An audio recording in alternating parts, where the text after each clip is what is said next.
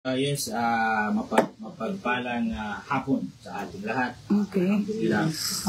Tapos din yung programa natin kanina.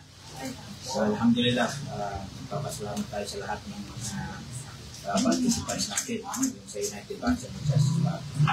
Sa palagay natin, lalo na ngayon, may ipasok ko lang sa unang tanong, dahil ang napakalaking parte dito sa BAM ang naapektuhan nitong mga pagbaha.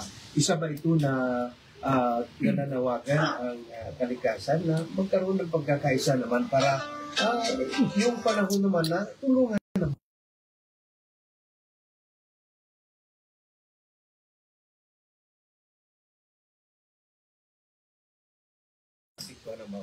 Yes, alam mo, definitely, dapat talaga tayo lahat ng Bangsamoro, lahat ng leader natin ay magkaisa. Sa panahon ngayon ngayon nagkakaroon tayo ng mga bahain sa mga areas ng ating bayan-bayan, no? Especially sa Sur. Ang akin dito, ang nakikita natin dito is set aside na po meron ng mga konting hindi pagkakaunahan. Pero sa tingin ko wala naman. Lahat naman ng ating mga leader, hangarin nila paano nila mabigyan at maservisyuhan ang mamamayan ng Bangsamoro. Especially ang ating lugar, no? Maguindanao del Sur. Sa katunayan, nakita nyo, no? Bago lang, ang ating butihing provincial governor, no? Pinuntahan, pinisita, no? Yung mga affected families, ang mga nangyaring baha, no? Sa municipality of Butuan.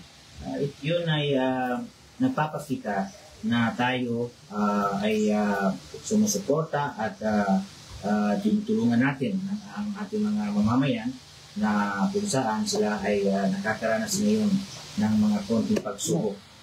Lalo pat ngayon, sunod-sunod ang naitalang bagyo sa ating mga lugar.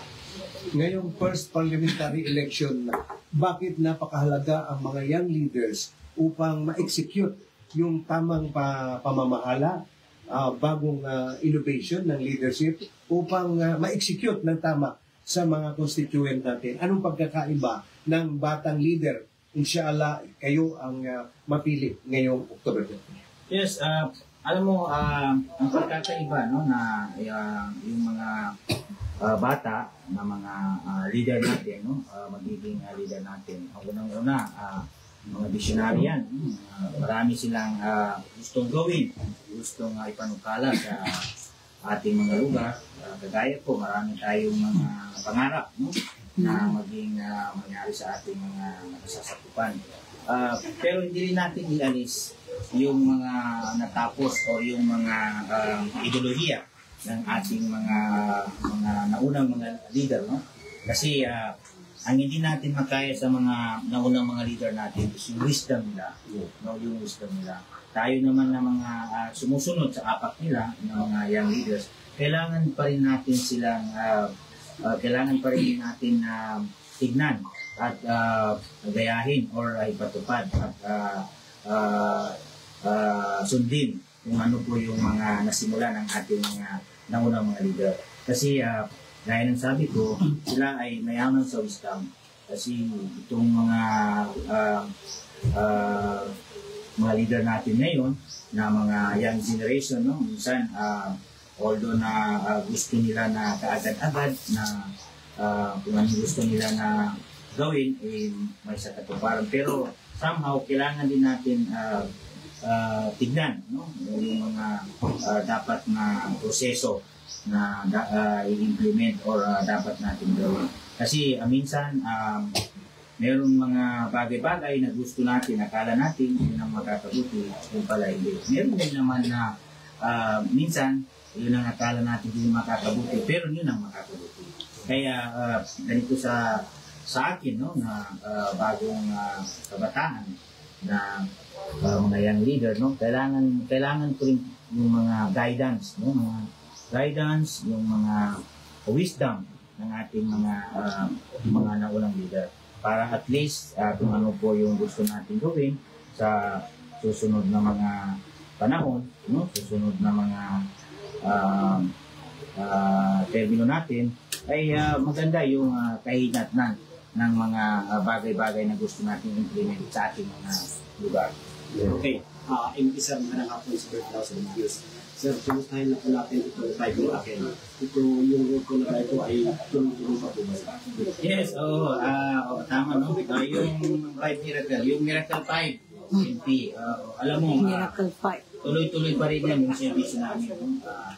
Yung kanina, kasama ko rin yung chairman namin, si MP Soyuanon, si Commander Gordon. At yung legendary ng MP Kelianto. SDA, si MP Muhammad Kelianto. Ngayon, busy rin siya, no, sa pangangampanya. At yung kasama namin na anak ni First Vice Chairman Gonzalo Jafar, si MP Mujibabo. At yung isang kasama namin, ngayon na siya ngayon, mayor ng Municipality of Dato Saudi, si Mayor Dato Basir Banjo. Opo. Sir, kung sa inyo po, pabor po ba kayo itong pag-postpone itong parliamentary election? In my own opinion, hindi ako Depende yan. sapagkat dapat matuloy itong eleksyon. Yes. Kasi ito na yung Chance. ito na yung hinihintay ng ating mga kababayan ng mga bangsamoro. Okay, sir. Assalamualaikum warahmatullahi wabarakatuh. Taya Abdul Karim from 94.7 TN Radio FM Cotabato. So, matagumpay yung isinagawang grand proclamation and campaign rally kanina. So, ano po yung pinakaunang layunin po ni bakit isinagawa sa Kalayaan, General Del Sur? Yes, kanina alhamdulillah matagumpay, no, yung pag-conduct ng ating grand rally ng United Bangsamoro Justice Party, no, sa province of Maguindanao Sur, kung saan ito po ay isinagawa sa bayan ng Municipality of Kalayaan. In fact, andun yung ating butihing provincial governor, ang ating provincial vice governor, and even the board members of the Maguindanao Sur and some mayors of Maguindanao Sur, andun po sila, no? And all the party members and supporters, nakita nyo kanina yung mainit pa rin na pagtanggap ng maraming Bangsamoro na membro ng United Bangsamoro Justice Party, at the same time membro ng Moro Islamic Liberation Front. Mainit ang pagtanggap nila sa ating Amirul Mujahideen na si Chairman Alhaj Murad Ibrahim at Muhajir Iqbal. Okay, so more or less mga ilan po yung dumalo at nakilahok sa Yes, accordingly dun sa kanina, no, andun din kayo, accordingly dun sa counting nila, almost 20,000 or more or less, sobra pa sa 20,000 yung tao. And nakita niyo yung crowd, na makita niyo talaga yung suporta ng mga tao sa United Bangsamoro Justice Party. So, kung sakasakali po na ikaw ay alam muli na MP, ano po ang mga programa inyo isa-isa?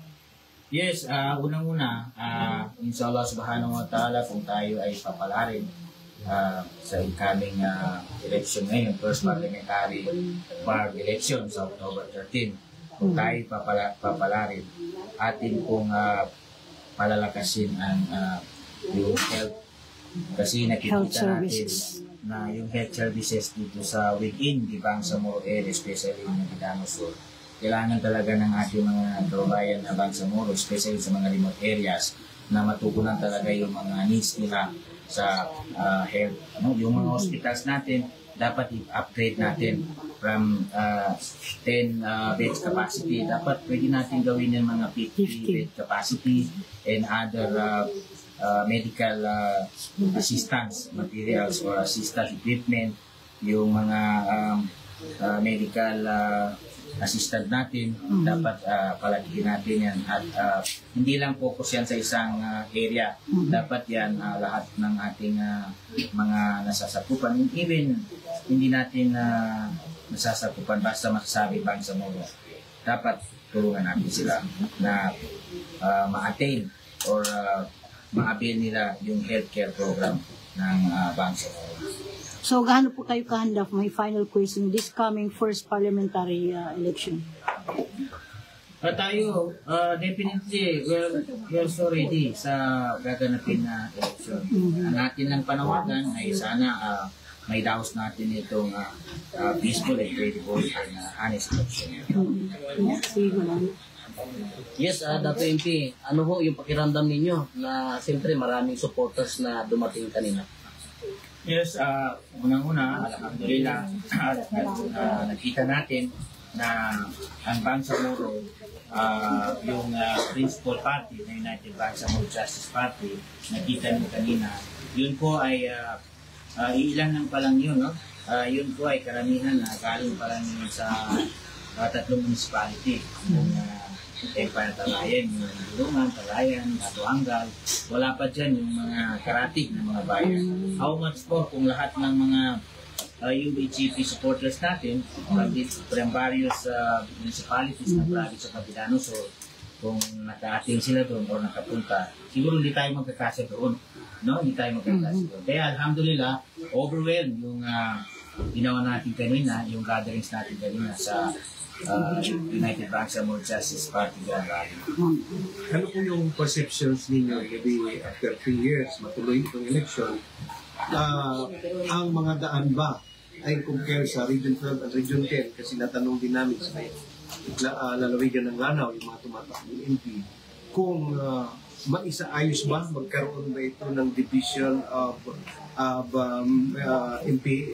MPW ng Cotabato City para possible mapag-isahan ninyo na pag-usapan na mayroon tayong budget na ilalagay ang national government para umasikaso at hindi magdepende sa Region 12 at Region 10 para lang maayos ang total na daan ng BARM region na MP. Yes, definitely.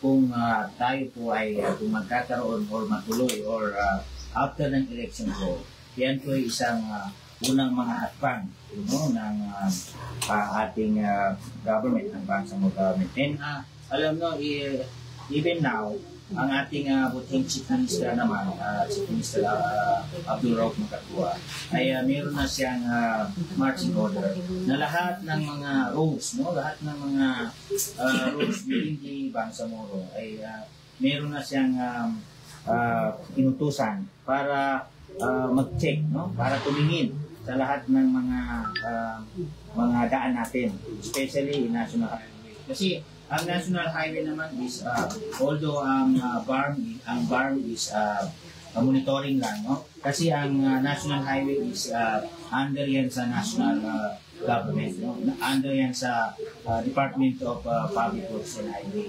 Ang atin naman sa MPW is yung maintenance and pag-survey sa mga nasira or mga dapat na i-repair na mga kalsada. Pero definitely, ito ay serious matter, itong mga paano natin mapalaki or paano natin mapaganda, yung mga national highways natin and mga provincial roads natin. And alam nyo, ito ay ginagawa na ito. Nakikita nyo naman, meron ng mga natapos, natapos dyan. Nakita nyo, meron dati 2 lanes, yung iba dyan 2 lanes, 3 lanes. Ngayon, makikita natin, meron ng 4 lanes, 6 lanes na. And makita nyo sa area banda sa may I'm not mistaken, sa may bandang sa Ipagwak, meron ng ginagawa mga widening roads na. Which is, yan po ay continuous po yan. Hindi po yan dapat na matigil. Continuous po ang pag-develop at pagpapalaki ng mga daanan natin. And especially yung mga bridges natin. Nakita nyo, yung sa Pagalungan. Dapat seriously na ma-address yan kasi para yung mga travelers natin ay hindi sila ma-apektuwa sa from Cotabato to Davao. Nakita niyo siguro yung nangyari sa Pagalungan. Which is, yan is under sa national government yan, sa Department of Public Works and Highway. Pero nakita nyo yung intervention ng BARM government. Yes. And even the Chief Minister itself, binisita niya. Ilang beses niya tinignan yung area. Visit the support na lang, Hindi sa lahat ng UBGP dato ito. Pwede Message. Your imparting words. Yes, unang-una, Bismillahirrahmanirrahim. Alhamdulillah. Assalamualaikum warahmatullahi ta'ala wa barakatuh. Waalaikumsalam. Unang-una, tayo ay nagpapasalamat kasi successful, yung ginawa natin kanina na Grand Rally event ng United Bangsamoro Justice Party kung saan po ay ginanap sa bayan ng Municipality of Talayan, no, dito sa Maguindanao del Sur. Andun din po yung mga leaders natin sa pangunguna ng ating provincial governor ng Maguindanao Sur, Honorable Governor Dato Alin Tifen Sr. and Vice Governor Sheikh Hisam Nando and yung mga board members and yung mga mayors natin na nagpunta rin doon, different mayors, nakita natin doon, and ang ating party president sa pangunguna ng ating Amirul Mujahidin, the chairman of the Moro Islamic Liberation Front, Chairman Alhaj Murad Ibrahim, at ang ating Central Vice President ng United Bangsamoro Justice Party. At the same time, siya po ang ating Minister ng MBSTE and Hispanic Chair ng Moro Islamic Liberation Front. Tayo ay lahat ng nominee ng UBGP, andun yung district, andun yung mga stakeholders natin, no? Andun din mga mujahidin, mujahidat, yung mga ustadis natin, lahat po ng supporters ng UBGP ay nandoon. Tayo po ay inshallah subhanahu wa ta'ala sa darating na October 13, tayo po ay lumabas maaga, no? Malis sa bahay, pumunta ng porsinto para bumoto. Iboto natin ang number 7 sa balota, ang United Bangsamoro Justice Party, dahil po ang UBGP ay yan po ang party ng ating Amirul Mujahidin, si Chairman Alhaj Murad Ibrahim, at ang ating 40 nominee ng UBGP. At yung mga kasama natin sa district representative, no? Huwag nyo rin kalimutan yung mga kasama ko. Ako po ay yung lingkod sa 1st District and sa 2nd District po, sa 3rd District po, huwag nyo rin kalimutan, no? Si MP Anwar Alamada, at ang 4th District po ay si DJ Faruk Mangudalato. Yan po ang mga kandidato ng ating party sa Maguindanao Sur sa United Bangsamoro Justice Party. Kaya po nananawagan tayo sa ating mga supporters sa UBGP na naniniwala sa ating adhikain sa Bangsamoro na inshallah subhanahu wa ta'ala sa darating po na October 13, huwag nating kalimutan, number 7 sa balota, ang ating party na United Bangsamoro Justice Party. Number 3 po, ang aking numero sa balota sa 1st District ng Maguindanao Sur. Inshallah subhanahu wa ta'ala. Sa bataman, wabillahi taufiq wal hidayah. Wassalamualaikum warahmatullahi ta'ala wabarakatuh. Congrats kay MP Honorable Tawakkal. Dito sa kanila iba. Bakit? Kasi kanina, ibang salamin po ngayon, iba na naman eh. Wala naman mga yan.